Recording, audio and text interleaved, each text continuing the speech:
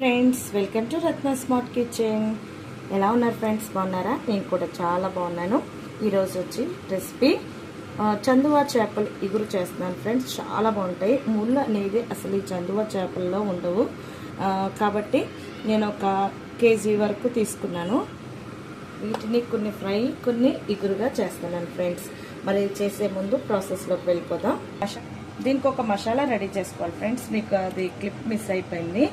ఒక table spoon, ఒక tea spoon అంత ఆవాలు, ఒక హాఫ్ టీ స్పూన్ వరకు మెంతులు, జీలకర్ర, ధనియాలు, చెక్క, లవంగ, మొగ్గ వేసుకొని దోరగా వేయించుకున్నాను. గసగసాలు కూడా వేసుకున్నాను ఫ్రెండ్స్.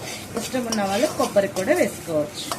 ఇవి గోల్డెన్ బ్రౌన్ వచ్చేంత వరకు వేయించుకొని పౌడర్ చేసుకోవాలి. చిన్నపాటి పాత్ర పెట్టుకొని అందులో ఆయిల్ వేసుకోవాలి. ఫిష్ కర్రీకి కొంచెం ఆయిల్ ఎక్కువగానే పడుతుందండి.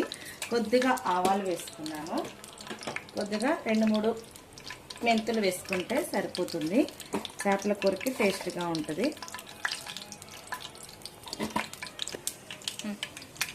సన్నగా తరిగి పెట్టుకున్న ఆనియన్స్ని ఇందులో వేసేసుకుంటున్నాను.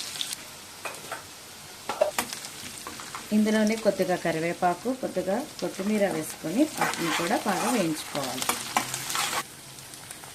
ఒక టీ స్పూన్ వరకు అల్లం వెల్లుల్లి పేస్ట్ వేసుకున్నాము. ఈ అల్లం వెల్లుల్లి పేస్ట్ పచ్చివాసన పోయేంత వరకు నూనెలో వేయించుకోవాలి.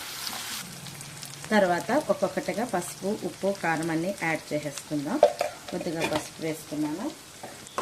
ఒక టీ స్పూన్ వరకు సాల్ట్ వేసుకున్నాను.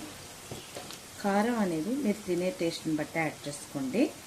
నేను 1.5 వరకు వేసాను. ఆల్రెడీ ఫిష్లో కొద్దిగా కారం, ఉప్పు వేసి మ్యారినేట్ చేసి పెట్టుకున్నాను కాబట్టి వేస్తాను. ఇవన్నీ కూడా కొద్దిసేపు నూనెలో ఇలా మగ్గించుకోవాలి. ఇలాగ నూనెలో మగ్గించుకున్న తర్వాత చింతపండు రసం యాడ్ చేసుకోవాలి.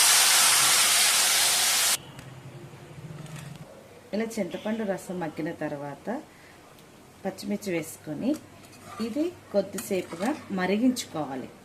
చక్కగా గ్రేవీ థిక్ అయ్యేంత వరకు ఈ చింతపండు రసాన్ని, మనం వేసిన మసాలాలన్నీ కూడా మరిగించుకోవాలి.